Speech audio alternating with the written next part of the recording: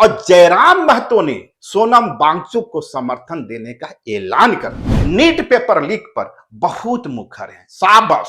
लेकिन जेपीएससी पर जयराम महतो चुप क्यों है, या सिर्फ विरोध करने का विरोध की औपचारिकता का निर्वाह करते हुए क्यों दिख रहे हैं? जब पिटाई का मोर्चा आता है देवेंद्र महतो खड़े नजर आते हैं, और जब पॉलिटिक्स का मोर्चा आता है तब जयराम महतो आ जाते हैं। लेकिन जेपीएससी पर चुप क्यों है टाइगर साहब?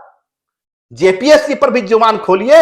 आइए, आप इस राज्य के एक विधायक हैं और आप 1932 का खतियान, नियोजन, नीति, रोजगार, इसी मुद्दे पर तो आए थे। ये सारे मुद्दे आपने छोड़ दिए देवेंद्र महतो के लिए। तो आइए ना बापू वाटिका में, और बापू वाटिका में आप धरना पर बैठ जाइए इसी जेपीएससी के मुद्दे पर। तब लगेगा कि नहीं, Jairam Mahato NEET paper leak पर भी उतना ही इनकलाबी हैं जितना जेपीएससी पर। 60 वर्ष करीबन हो गए उनके, और 60 वर्ष में वो व्यक्ति 8 किलो वजन कम गया जिसका, वाह।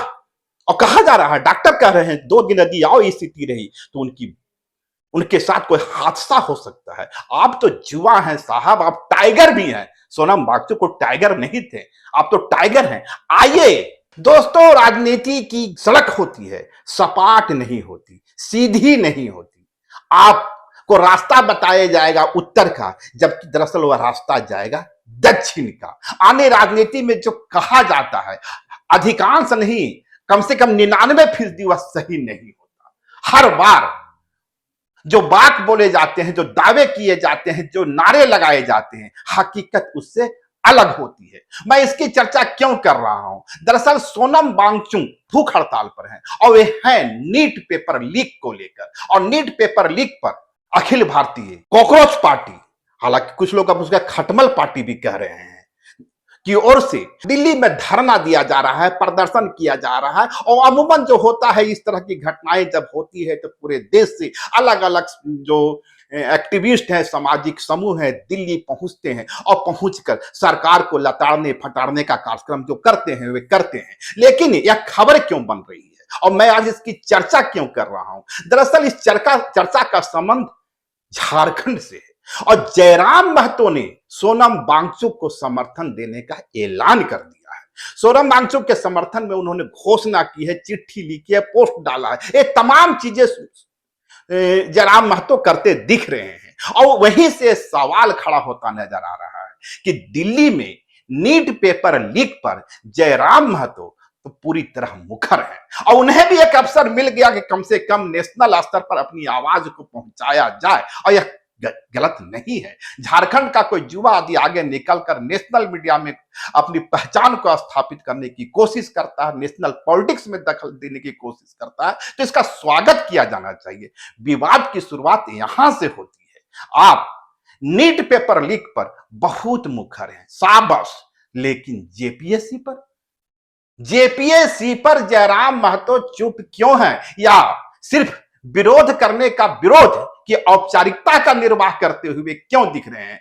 जेपीएससी के मुद्दे, तमाम मुद्दे पर आपको देवेंद्र महतो सामने नजर आते हैं। देवेंद्र महतो हर मुद्दे पर सामने नजर आते हैं, छात्रों के साथ भी नजर आते हैं, आदिवासी समुदाय के साथ भी नजर आते हैं। और आपको याद होगा जेसीसी का मामला, जब जेसीसी कार्यालय के सामने या उससे कुछ दूरी पर देवेंद्र महतो को बर्बरतापूर्ण पीटा गया था, और उस वक्त भी मैं वहीं खड़ा था, उनके सामने खड़ा था। हालत यह हो गई थी, देवेंद्र महतो पैंट, उससे आगे क्या बताऊं। पुलिस ने इतनी पिटाई की थी, और हर बार जब पिटाई का मोर्चा आता है देवेंद्र महतो नजर आते हैं, और जब पॉलिटिक्स का मोर्चा आता है तब जयराम महतो आ जाते हैं। सवाल यह है कि आप नीट पेपर लीक पर तो गर्जना कर रहे हैं, करना चाहिए। नीट पेपर लीक छात्रों के साथ धोखा है, हुआ है।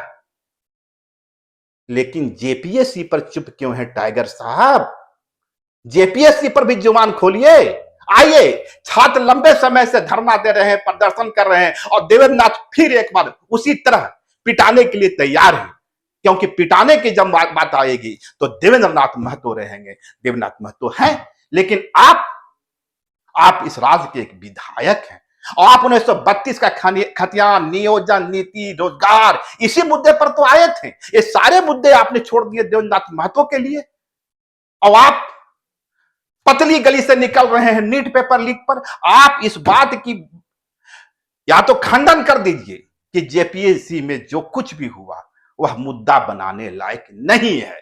जेपीएससी के 3 सदस्यों ने यदि हस्ताक्षर नहीं किया तो कोई बड़ा पहाड़ नहीं टूट गया। आप इस बात की घोषणा कर दीजिए कि कम से कम हेमंत सरकार या सरकार जो कर रही है कुछ तो कर रही है, इसके पहले की सरकारों ने तो कुछ भी नहीं किया। या आपको लगता है सब कुछ गड़बड़ हो रहा है, जेपीएससी छात्रों का भविष्य बर्बाद कर रही है? यदि आपको लगता है बाहरी व्यक्तियों को रोजगार दिया जा रहा है, यदि आपको लगता है 1932 का खतियान स्थानीयता की उनकी मांग रही है, अब उसकी धज्जियां उड़ाई जा रही है और यूपी वाले हरियाणा वाले को नौकरी दी जा रही है, तो आइए ना बापू वाटिका में, और बापू वाटिका में आप धरना पर बैठ जाइए इसी जेपीएससी के मुद्दे पर। तब लगेगा कि नहीं, Jairam Mahato NEET paper leak पर भी उतना ही इनकलाबी हैं जितना जेपीएससी पर। लेकिन आप क्या कर रहे हैं? आप नीट पर गर्जना कर रहे हैं और जेपीएससी पर चुप्पी साधे हैं। और यही सवाल यहीं से खड़ा होता है। मैं जानता हूं जब यह वीडियो आपके पास जाएगा आपके अंधभक्त टूट पड़ेंगे। क्यों? क्योंकि जयराम महतो तो झारखंड के देवता हैं और उन पर सवाल खड़ा करना तो गुस्ताखी करना है। लेकिन यह गुस्ताखी हर पत्रकार करेगा आपसे, क्यों नहीं करे? हमारा काम सत्ता से सवाल पूछना है और विपक्ष से भी सवाल पूछना है। सत्ता यदि अपनी जिम्मेवारियों का निर्वाह नहीं करेगी तो पत्रकार सवाल पूछेगा, और यदि विपक्ष सिर्फ विपक्ष में रहने की नौटंकी करेगा और असली मुद्दे की बात नहीं करेगा तो सवालों के घेरे में वह भी आएगा।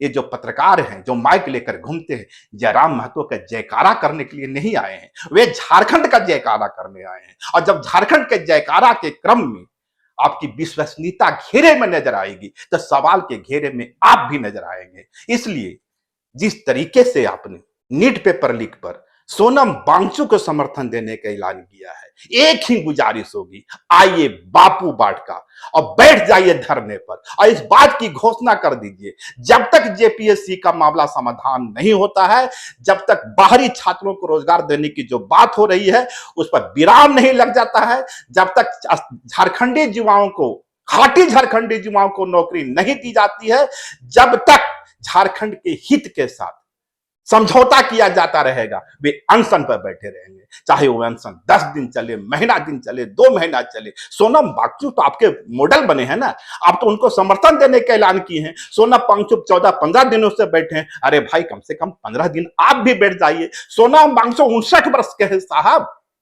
60 वर्ष करीबन हो गए उनके, और 60 वर्ष में वो व्यक्ति 8 किलो वजन कम गया जिसका, वह और कहा जा रहा है, डॉक्टर कह रहे हैं 2 दिन यदि आओ स्थिति रही तो उनके साथ कोई हादसा हो सकता है। आप तो जुआ हैं साहब, आप टाइगर भी हैं। सोनम वांगचुक को टाइगर नहीं थे, आप तो टाइगर हैं। आइए बापू वाटिका और कर दीजिए घोषणा कि मैं झारखंड के युवाओं के साथ हूं, झारखंड के लोगों के साथ हूं, झारखंडी अस्मिता के साथ हूं।